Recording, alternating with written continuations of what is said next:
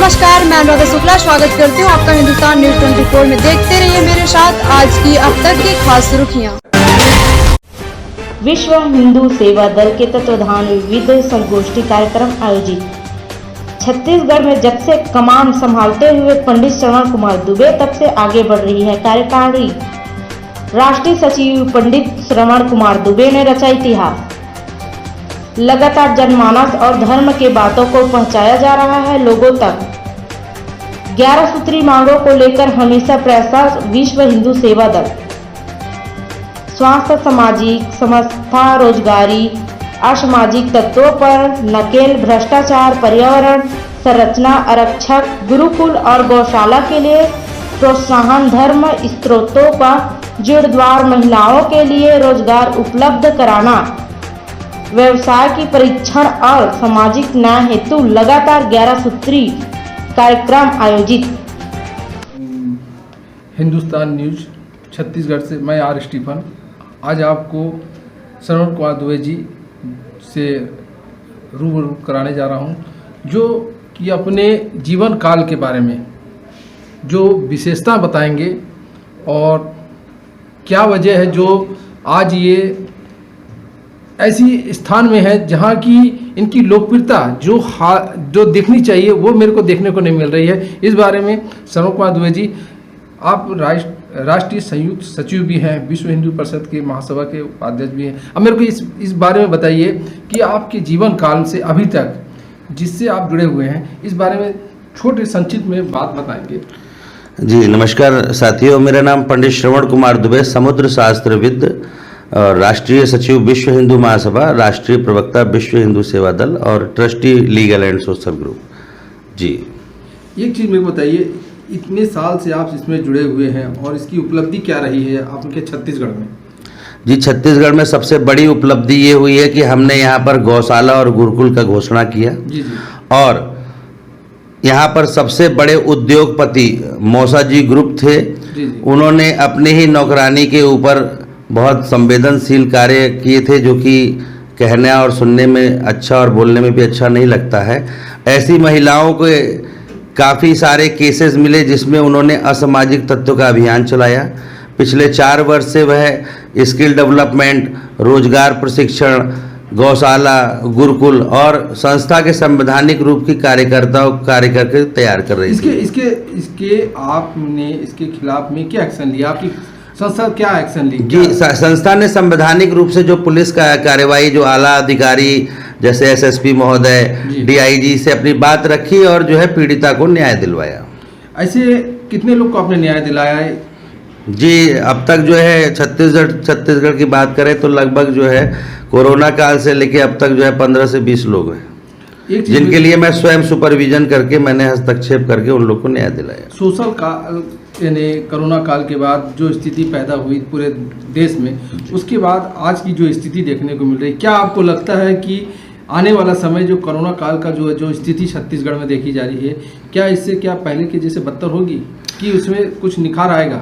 जी 19 सितंबर सन 2019 को कोविड-19 के दौरान ही हम लोगों ने गुरु पूर्णिमा का programme ward number 14 Chakarbhata Bilaspur में किया था, जिसमें 5 सामाजिक संस्थाओं ने मिलकर सहभागिता दिए थे और कोविड-19 के असर को बेअसर करने के लिए संस्था ने 11 सूत्रीय कार्य, इसमें सबसे पहले स्वास्थ्य, शिक्षा, पर्यावरण, रोजगार, स्किल डेवलपमेंट प्रशिक्षण, कुरीतियों से लड़ना, असामाजिक तत्व पे नकाल, गौशाला और गुरुकुल के जैसे चीज़ों पे किया, जिससे आम जनमानस इससे डायरेक्ट जुड़े और कहीं ना कहीं इसको लाभ हो। समर जी एक चीज़ बताइए, इसके अलावा आपके संस्था द्वारा सामाजिक कार्य ऐसे कौन से किए जा रहे हैं जो सामाजिक हित के लिए हो?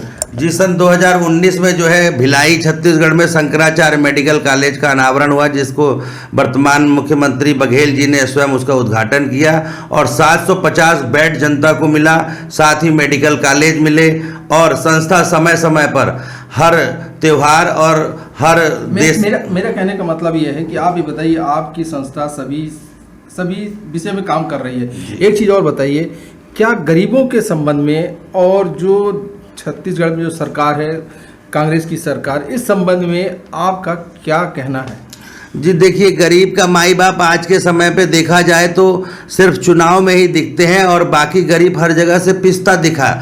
4 साल में हमने गरीबों के ही हित के लिए लड़ाई लड़ी, चाहे वह सामाजिक रूप से हो, रोजगार रूप से हो, स्किल डेवलपमेंट प्रशिक्षण रूप से हो। सरवण जी, एक चीज़ बताइए, मेरे कहने का मतलब है कि आपकी संस्था द्वारा इतनी भीषण गर्मी में जगह जगह प्याऊ की व्यवस्था होना चाहिए, ऐसा कहीं नहीं दिख रहा है, क्या वजह है? जी, संस्था प्याऊ की व्यवस्था इसलिए नहीं दिख रही है क्योंकि संस्था के नीचे अखाड़ा परिषद है और हर जगह जो प्याऊ जो है वो संस्था संवैधानिक रूप से खोलती, क्योंकि संस्था डायरेक्ट जो है वो अपना नाम लेके नहीं खोल सकती, क्योंकि संस्था के जो मुख्य संरक्षक हैं वो धर्म सम्राट जगत गुरु शंकराचार्य द्विपीठाधीश्वर स्वामी स्वरूपानंद। एक चीज मेरे को और बताइए कि छत्तीसगढ़ में महिला अत्याचार की क्या स्थिति है? क्या पूरे देश में जिस तरह से अत्याचार महिलाओं के ऊपर हो रहा है, क्या छत्तीसगढ़ भी क्या उससे क्या आंका जाएगा? छत्तीसगढ़ जी, छत्तीसगढ़ की जो विशेष बात करेंगे तो महिलाओं का यहाँ पर अन्य राज्यों की अपेक्षा महिलाओं का उत्पीड़न जिस प्रकार हो रहा है अन्य देशों में, अन्य प्रदेशों में, क्या छत्तीसगढ़ क्या उसकी तुलना में क्या कम है कि ज़्यादा?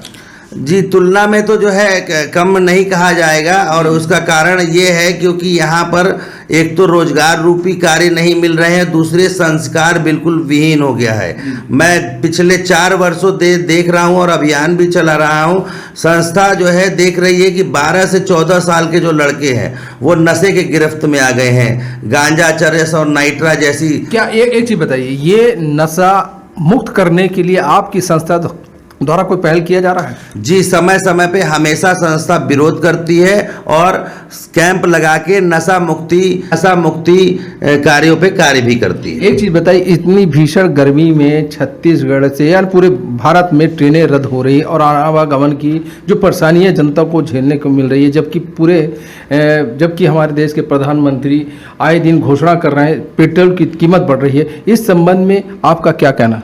देखिए, ये उच्च स्तरीय बात है और इसमें मैं विशेष टिप्पणी नहीं कहूँगा। देश यशस्वी प्रधानमंत्री के साथ है। मानते हैं कि महंगाई बढ़ी है, मानते हैं कि रोजगार भी घटा है, लेकिन कहीं ना कहीं हमें जो है 370 जैसे और आज भारत पूरे विश्व में एक अटल विश्व पे नए भारत का निर्माण कर रहा है, तो कहीं ना कहीं कुछ ना कुछ चीज़ों को भी भारत सरकार के साथ जनता को, आम जनमानस को सहयोग करना पड़ेगा।